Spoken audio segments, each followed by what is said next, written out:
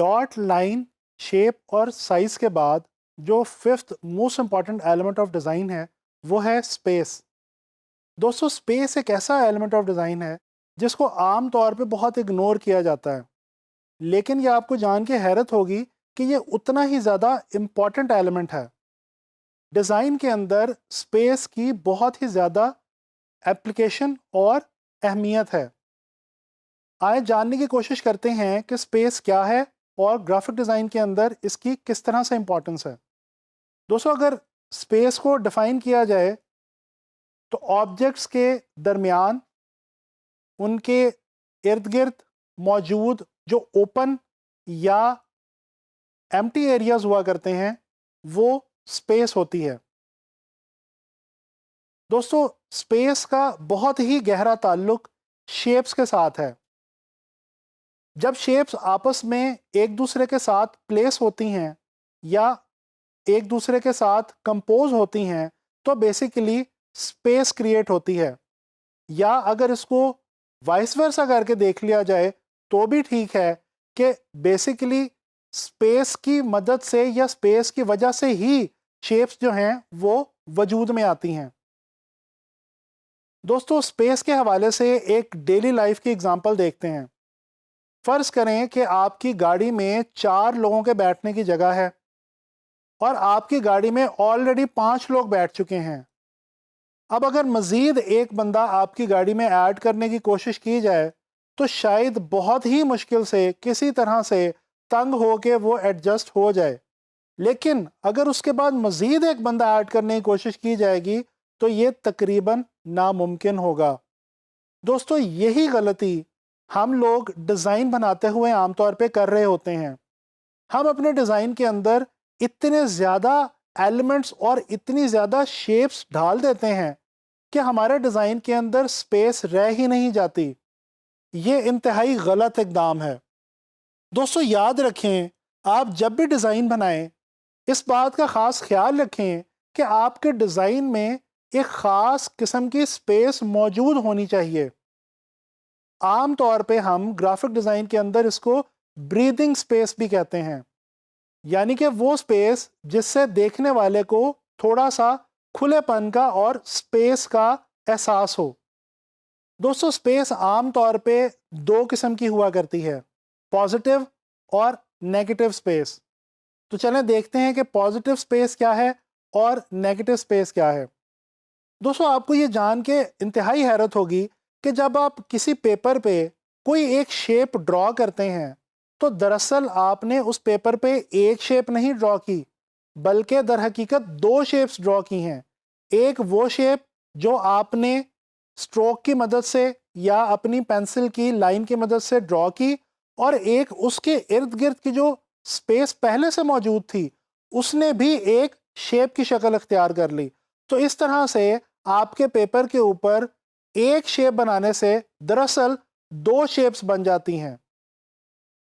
या इसको इस तरह से भी देखा जा सकता है कि जब आप किसी एक पेपर पे कोई एक शेप ड्रॉ कर रहे होते हैं तो बेसिकली आप ना सिर्फ उस पेपर या शीट पे एक एरिया ऐड कर रहे होते हैं, बल्कि इसके साथ साथ एक ख़ास एरिया सबट्रैक्ट भी कर रहे होते हैं।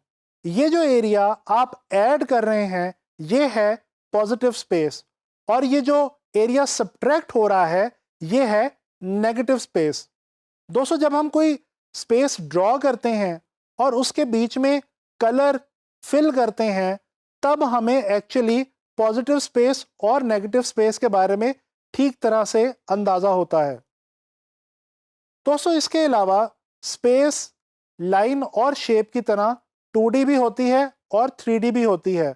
बिल्कुल जिस तरह से लाइन और शेप के साथ मामला था, बिल्कुल इसी तरह से स्पेस के साथ भी मामला है। जो स्पेस फ्लैट स्पेस हो और उसको चारों तरफ से देखा या महसूस ना किया जा सके वो 2 डायमेंशनल स्पेस कहलाएगी। इसके बरक्स ऐसी स्पेस जिसको चारों तरफ से देखा या महसूस किया जा सके वो 3 डायमेंशनल स्पेस कहलाएगी। अच्छा, बाज़ औक़ात आपने कुछ ऐसे विजुअल्स इंटरनेट वगैरह पे देख रखे होंगे जिनके अंदर कोई ड्राइंग या पेंटिंग बनाई तो किसी फ्लैट सरफेस पे होती है, लेकिन देखने से वो 3D का तासुर देती है। दोस्तों, इसको इल्यूजन ऑफ 3D स्पेस कहा जाता है। ये एक ऐसी टेक्निक है जिसकी मदद से हम 2D सरफेस के ऊपर 3D की इल्यूजन क्रिएट करने की कोशिश करते हैं। आमतौर पे इसमें शेडिंग और पर्सपेक्टिव की टेक्निक्स यूज़ की जाती हैं, जिनकी मदद से एक 2D सरफेस को 3D स्पेस के अंदर कन्वर्ट कर दिया जाता है। दोस्तों, पिछले कुछ अरसे से डिज़ाइन और बिलखुसूस ग्राफिक डिज़ाइन के अंदर एक आर्ट एंड डिज़ाइन मूवमेंट बहुत ज़्यादा फॉलो की जा रही है, जिसको आम तौर पे मिनिमलिज्म के नाम से जाना जाता है। ये आर्ट एंड डिज़ाइन मूवमेंट इस वक्त पूरी दुनिया के अंदर ना सिर्फ मशहूर है, बल्कि पूरी दुनिया के आर्टिस्ट और डिज़ाइनर्स इसको अपने फनपारों में और अपने डिज़ाइंस के अंदर बहुत ज़्यादा यूज़ कर रहे हैं। मिनिमलिज्म है क्या? मिनिमलिज्म एक ऐसी मूवमेंट है, एक ऐसी तहरीक है जिसके अंदर आर्टिस्ट या डिज़ाइनर बहुत कम शेप्स को यूज़ करके अपनी बात, अपना एक्सप्रेशन या अपना फंक्शन बयान करने की कोशिश करते हैं। ग्राफिक डिज़ाइन के अंदर भी आजकल ये जो आर्ट मूवमेंट है, डिज़ाइन मूवमेंट है, ये बहुत ज़्यादा फेमस है और आप लोग इस मूवमेंट को फॉलो करते हुए बहुत खूबसूरत ग्राफिक डिज़ाइंस बना सकते हैं।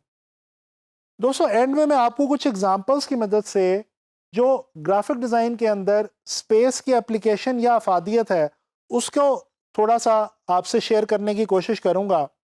अगर आप फेडेक्स के इस लोगो को देखें, तो इस लोगो के अंदर एक ख़ास एरो की शक्ल आपको नज़र आएगी, जो कि एक्चुअली पॉजिटिव स्पेस में नहीं है, बल्कि ई और एक्स के दरमियान जो नेगेटिव स्पेस आपको नज़र आती है, अगर आप उसके ऊपर थोड़ा सा गौर करें तो आपको पता चलेगा कि दरअसल ये नेगेटिव स्पेस एक एरो बना रही है। और इस लोगो के अंदर एरो जो है ये डायरेक्शन और डिलीवरी को शो करता है, जैसा कि हम सब जानते हैं कि फेडेक्स जो है वो एक कार्गो कंपनी है।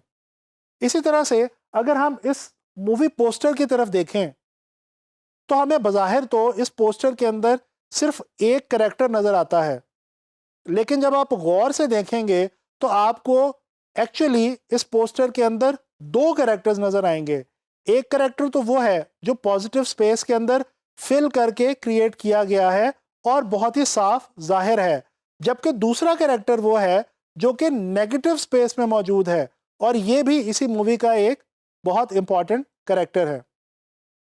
दोस्तों, इसी तरह से अगर आप आजकल न्यूज़पेपर्स और मैगज़ीन्स के डिज़ाइंस देखें, तो आपको इस बात का अंदाज़ा होगा कि आजकल न्यूज़पेपर्स और मैगज़ीन्स को कुछ इस तरह से डिज़ाइन किया जाता है कि उसके अंदर नेगेटिव स्पेस का ख़ास एहतमाम किया जाता है, जिसकी मदद से होता ये है कि इमेजेस और टेक्स्ट आपस में कोरिलेट भी करते हैं और एक दूसरे की जो उनकी अपनी अफादियत है वो भी महफूज रहती है।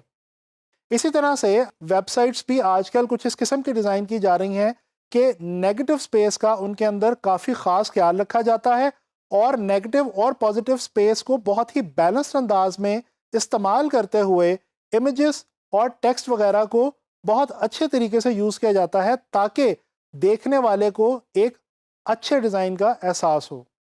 दोस्तों, इन तमाम एग्जाम्पल्स की मदद से हमें इस बात का अंदाज़ा होता है कि ग्राफिक डिज़ाइन के अंदर स्पेस जो है ये एक बहुत ही इंपॉर्टेंट एलिमेंट है और पॉजिटिव और नेगेटिव स्पेस को अच्छे तरीके से इस्तेमाल करके ही हम अच्छे डिज़ाइंस बना सकते हैं।